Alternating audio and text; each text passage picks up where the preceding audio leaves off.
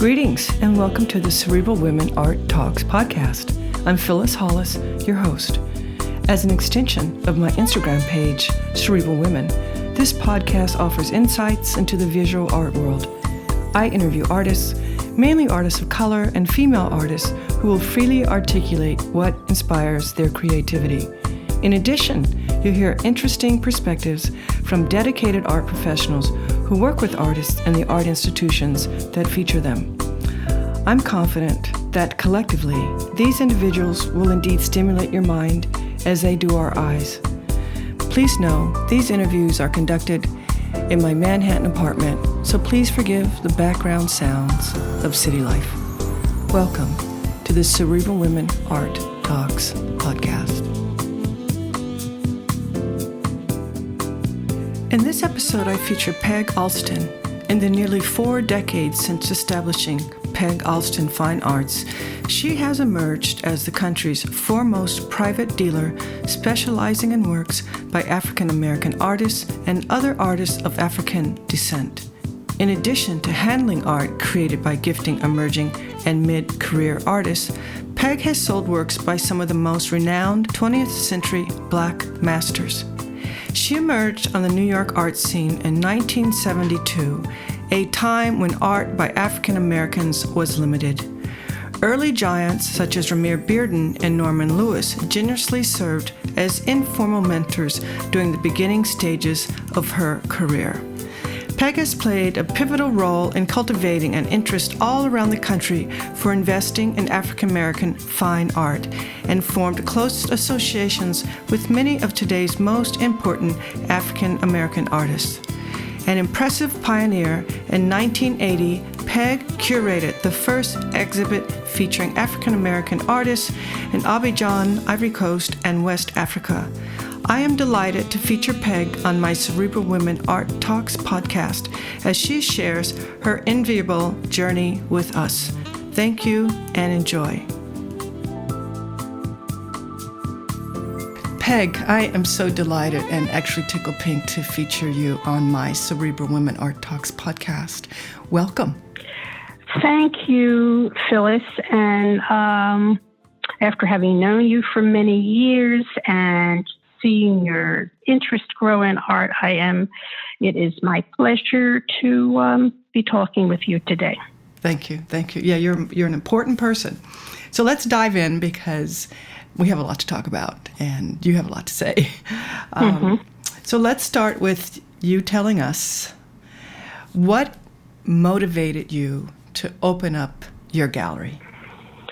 Well, that was a period when there seemed to be no interest in African American artists within the art world, the world of galleries. Certainly in New York, and New York was the art center and still continues to be, even though there might be some growing interest in London, et cetera. But New York has been the art center for many years.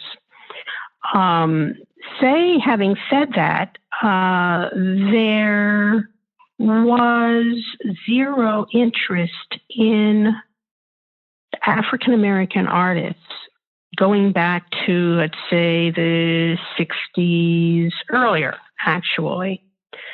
And when I became aware of art, which was from a kind of a serendipitous experience where in college I babysat for someone who had this art on her walls, original art. I mean, for me, art and museums went together. I mean, I never visited a home where art was on the wall. So that was a first for me. These were international artists, white artists, et cetera. But I felt at that time that there had to have been Black artists as well. And from the experience of being around art, it just overtook me, actually. I remember making a mental note that I too was going to have art. I saw the beauty of originals, and I wanted works by Black artists because I felt that it would have more to do with my experience. At that point, I'm not certain I could have named one, but I knew the artist, that artists existed. So that was my beginning in the world of art. But at that time, I did not know that it would overtake my life and that it would be one of the major interests. I was just interested in being around art, having art, and that was the extent of it. Shall I go on? Oh, yes, because I want to talk about who your mentor was. Right. Okay. So as I continued, and not only, paintings, my first artwork I purchased after college, and, I paid on time, after having met this one artist, Earl Miller. And I also liked African sculpture. So my first show was of African sculpture. When I say show, I exhibited works long years after that experience, of my babysitting experience. But I purchased what I could when I could. And then it dawned on me that none of my friends or colleagues seemed to be interested.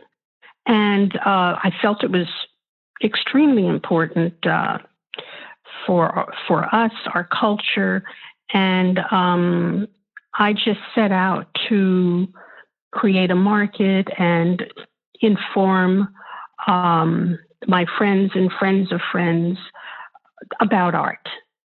When I, from my position, I was a social work. I trained in sociology, master's from Columbia, but it was, just a career, not a love of that career. Mm-hmm.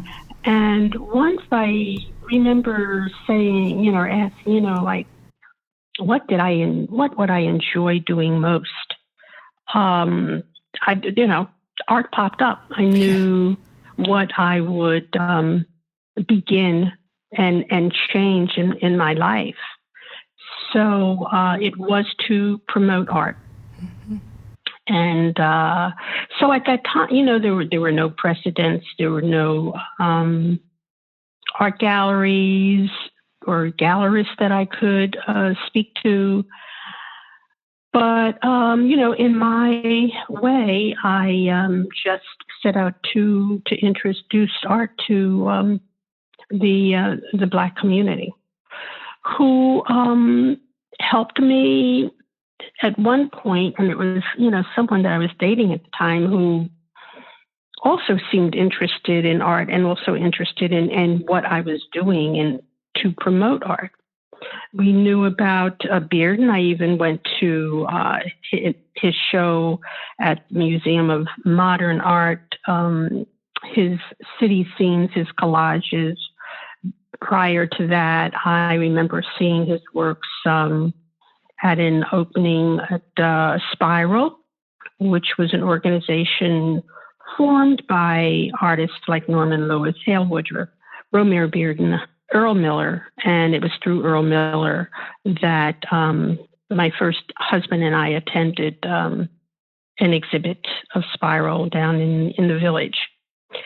And at that time, Romare Bearden was an unknown as any of the other artists. But he was one that was later selected to, along with Jacob Lawrence, to have been represented by galleries, and for him to have a show at MoMA was quite a feat. Mm-hmm. And so my friend, who at that time was, appreciated what I was attempting to do, suggested that I call Bearden. Now, there are certain people you have on a pedestal, as they should be. Right. You don't try to contact them. You just admire them from a distance, as I did. And then my friend gave me, at that time, there were telephone books. He said, here's the telephone book. Contact Bearden now. And he was listed. Wow. He was listed. He loved the fact that I was a Black woman attempting to promote art, even though he was had already been, represented by a gallery. But I'm pretty sure that the clients and the owners were white. So he loved the fact that I was trying to get our community interested in art. And he helped the best he could, even once OK Harris Gallery, when they were getting ready to move. I mean, he thought that it was going to, the art was going to really develop at a fast rate. I mean, I knew better in the sense that, you first need clientele in order to continue to run a gallery. But he did help me in many ways, like he formed Cinque Gallery along with Norman Lewis, et cetera. He had me work there.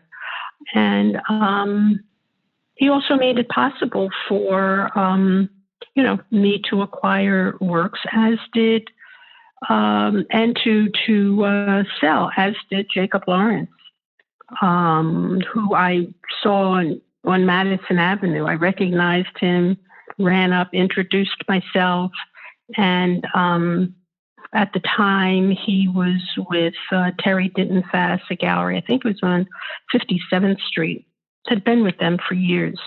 And he had a meeting with Terry and wanted Terry to meet me. And he just said, I would like for her to handle some of my works. How can this be arranged? Unbelievable. He just made that statement. How can this be arranged? So I do owe a lot to those artists. And they saw the importance of having their works at least introduced to their own community, because it wasn't happening with their galleries. It's wonderful. Wow, what an opportunity. I can't even imagine. And I mean, there have been so many fabulous artists. I mean, so share with us the relationship that you had with Frank Bowling.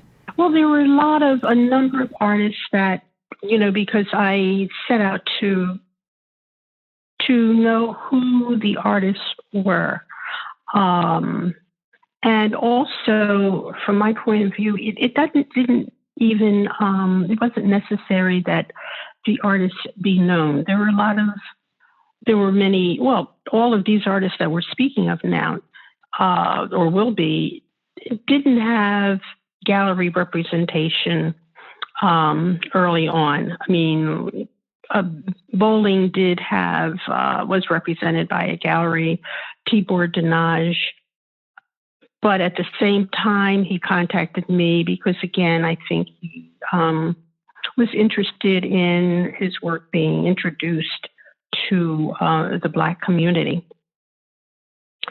From, let's say, the 70s, early 70s, 75 to 2000, I still am a private dealer, and I had exhibits in my apartment.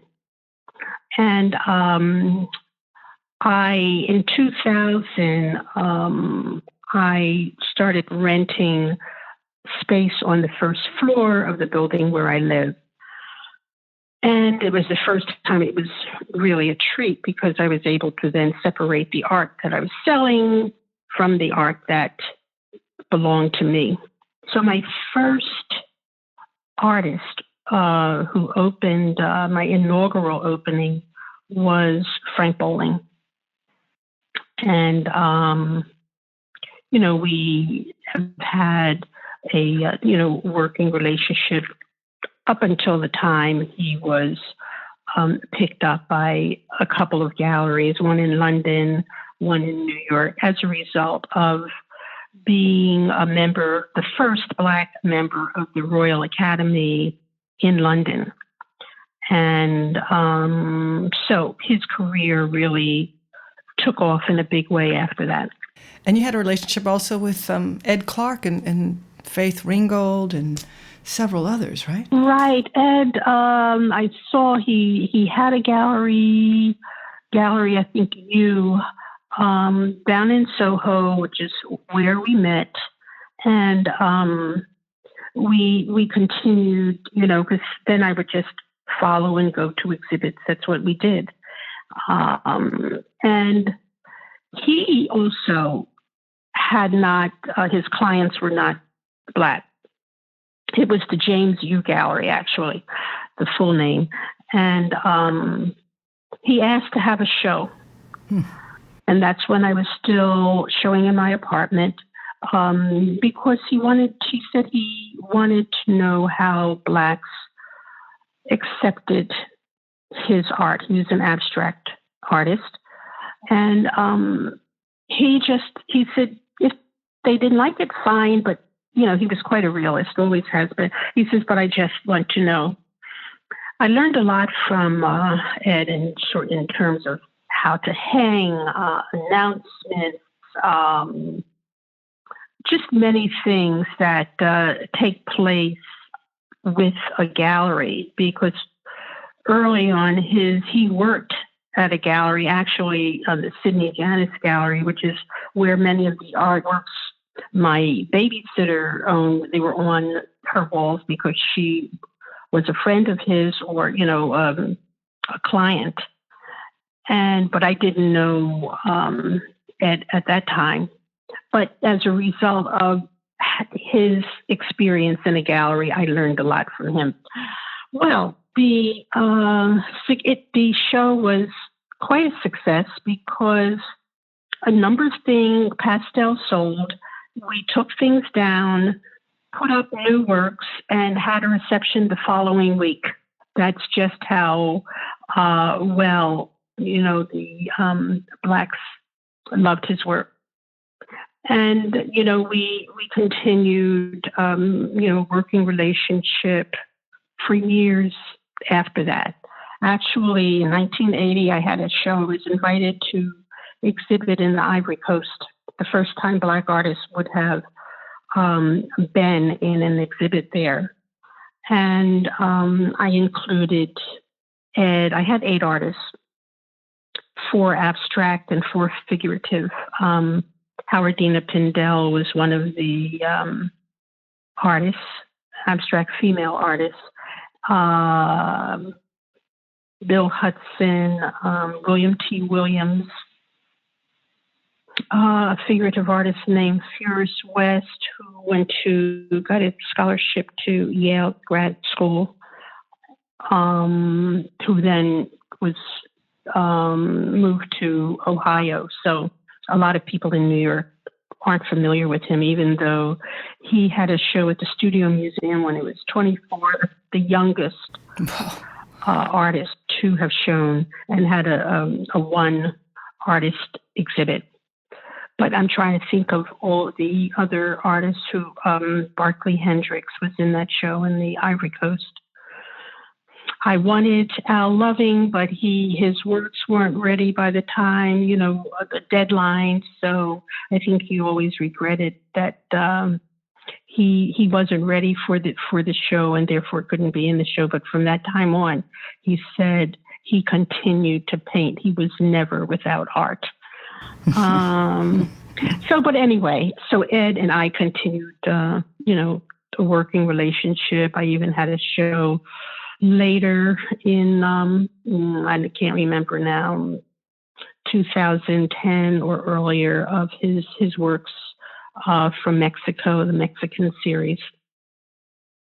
Then let's see, Faith Ringgold. I had a show when her works were just selling for $150.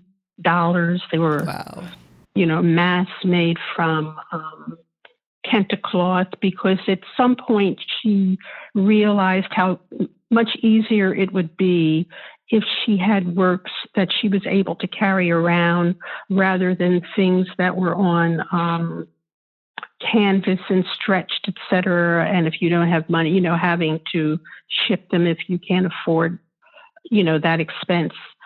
And so she began to do soft art on the textiles, et cetera. I mean, I think her quilts followed after that. Wow. But I just went with, in my collection, all the artists that who were available, that I could collect the works, the art that appealed to me. Mm-hmm. And I deliberately set out to have as complete a collection of artists from, the period of the 60s. The ones earlier, like Tanner, they were expensive. And, artists from, let's say, the 20s were a little bit too expensive for me, because to try to make a living at that time from a market that didn't exist was hard, and at the same time wanting to have a collection as well, to be surrounded by art. Mm-hmm. And I then set out to, look for other artists, the younger artists. And it didn't matter to me that an artist might be unknown. It was the work that would speak or, wouldn't speak to me, let's say. And once, artists learned of my gallery, I did, get a lot of requests by phone, in the mail. There were not digitals at that point, because this was, not, people would just have to send slides. But I would say that out of maybe 20 artists who would send me images of their works, I would select maybe one of that 20. When artists sent me works and the styles were so varied, I knew that artist hadn't arrived yet of defining his or her language, which I called a style, which is kind of a language. And it was the artists who were also not commercial, the artists who were painting, creating, sculpting to satisfy themselves first. And if someone liked their work, fine, but they were not going to alter their style to sell something. Those were the artists that mattered to me and that I looked for. And when did you meet Howardena? I can't, again, I think in the 70s, there was one occasion when Howardena was showing and represented by two galleries simultaneously. I always felt that she was a very strong artist and one of the more outstanding female artists. I think, it's continues to today. Mm-hmm. Being a private gallerist, share with us the luxuries of being private. I mean, you can probably support artists in a different manner. Well, it is, and I find, because there's an organization called the Private Art Dealers Association, just like there's the AADA, American Art Dealers Association, which more or less has to do with public galleries. One of the reasons I remained a private dealer, I mean, like, I didn't have backing to open a gallery. I didn't want to. Once I opened a gallery, I never wanted to have to close because of lack of funds. But in reality, there were not enough supporters, collectors of our art to keep a gallery running. Mm-hmm. I mean, that was just the reality. And so it was therefore much easier for me to show at home and not have the overhead of a gallery that I would not be able to, keep up. And in your opinion, right, go on. No, I was just going to ask you your thoughts on how the gallery landscape has changed over the years. Tremendously. When I had my show in 1980 in the Ivory Coast, at a gallery that was owned and run by the daughter-in-law of the president of the Ivory Coast. In my article in the catalog, which was, translated into French, now I have to have it translated back to English in order to know what I said at that time in 1980. But I do remember saying then that in a few years, our art would be recognized by the international art world. I mean, I knew that it was a time was going to occur when the artists would, because the art was so good. I mean, you just can't hold something that excellent back forever. I mean, Van Gogh, for instance, didn't sell anything during his lifetime except his brother Theo, who also supported him. And you can't say that because his things didn't sell that he wasn't a good artist. In the same token with our Black artists, you can't, Norman Lewis, for instance. Norman was, everybody who now collects artists of color. And at one point, and I think it's becoming where art is international. You know what I mean? There shouldn't be, and I never called it Black art. It's art by artists who happen to be Black or who happen to be African American. The art is universal. And I always look for the day when the art will be universal, and we have begun that. I mean, with the new wings at MoMA, you see the art works by Black artists that are, just hung with all the other artists, and that's how it should be. But to go back to people like, for instance, Norman Lewis. He was someone that my friend said, contact Norman, because these artists didn't have galleries. Mm-hmm. And their work was so, just so beautiful and extraordinary. But Norman had a personality where, if he didn't like you, you knew it. I mean, he called a spade a spade. He was very, very clear about what he liked, what he didn't like. When there would be talks in, museums, et cetera, about, or panel discussions about our art, you knew Norman would have a lot to say if, he was there.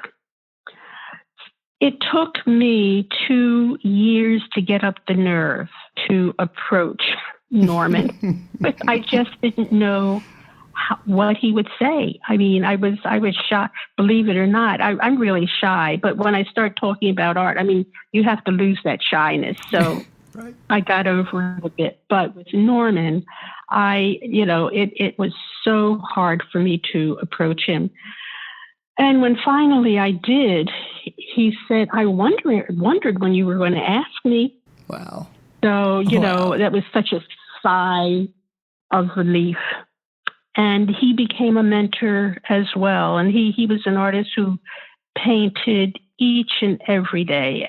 as did Bearden. I think Bearden had too many shows that his gallerist was so successful with his works that where sometimes most galleries you have a break. I mean, like a year, maybe 2-3 years later, there will be a show of their works again. I mean, because you have to give them time to create also.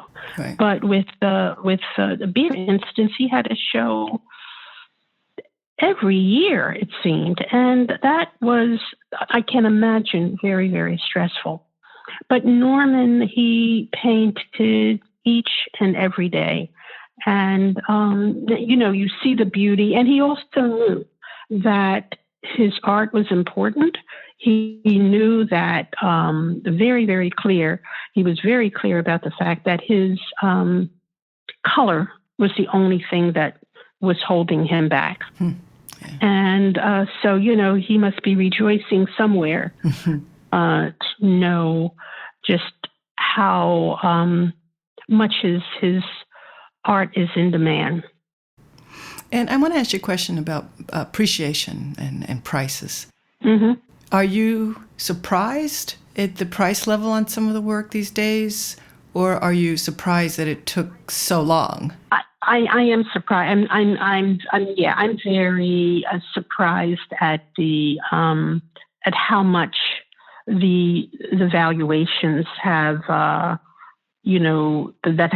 have increased and occurred.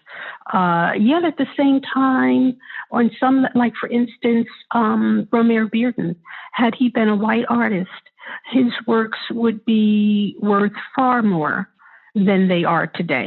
Mm-hmm. I mean, it's really ironic that let's take Basquiat, for instance, whose prices far exceed somebody like Romare Bearden. And I consider Romy to be of the 20th, the Picasso of Black artists. I mean, he became like a household name, even though I'm still surprised when, I meet Blacks and they never heard of Romare Bearden. I mean, but it's still, it is occurring today. But for the most part, when people think of a 20th century artist, Bearden is the name that comes up. I think the reason for that, however, is that these artists, many of them were not represented by galleries who had an international, recognition or they had exposure. Many of the galleries were just New York based. Even like, for instance, Jacob Lawrence, even though I knew there was a plan afoot to have a show of his in Europe, I don't think it occurred before he died. So I think that's one of the reasons why the valuations for some of the artists like Bearden were lower. Even though I know that Tate Modern, I had a relationship with the curator, one of the curators there, and they were interested in purchasing a Bearden.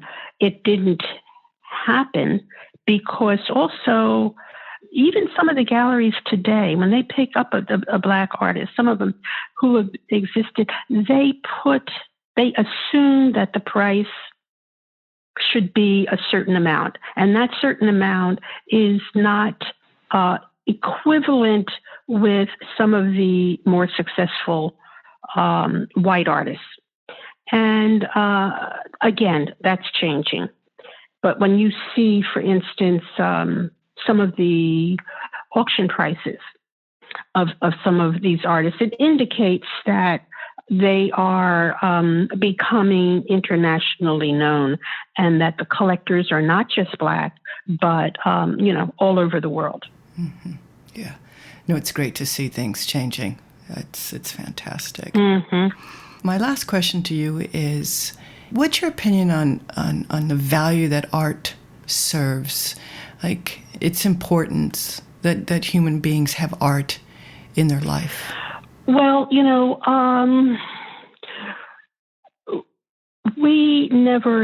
we haven't thought of art as a form of enjoyment. Even sometimes, the top galleries, they think more in terms of investment. But beyond investment is just the joy that you receive as a result of looking at something that you selected based on your feeling, how you relate to that artwork. Mm-hmm. And no one can tell you that should be the work of your choice. Only you know that. And so I have never talked about art as an investment. And now on some levels I can, but before it was trying to get a person to just select something that they liked. I mean, like often somebody would come in with a friend, and then they would ask the friend what they thought. And of course, the friend is going to be responding from their point of view, right. And they may not even be as interested in art as you are. Right. So when I would just always say, oh my God, when, someone would bring someone. But once it got through that, select something that you like. Mm-hmm. When they would take it, then they understood what it was all about. And that person would then come back a second, third, fourth time because they got it. Had I think maybe talked about investment, et cetera, you would have something on the wall, or you'd have something to match your couch, that kind of thing. And, it has no purpose in your life, but a decorative form. Right. But art goes far more, than decoration. This has been a wonderful conversation, and I tell you, I'm so delighted to feature you, your insight, your perspectives, the artists you've been exposed to. I'm just delighted to be able to share you with listeners, and thank you so much. Well, thank you. It's my pleasure to be talking with you, Phyllis. Thanks so much, Peg. You take care. Okay, bye. Thank you for listening to Cerebral Women Art Talks podcast. For additional content, please visit cerebralwomen.com and be sure to follow Cerebral Women on Instagram.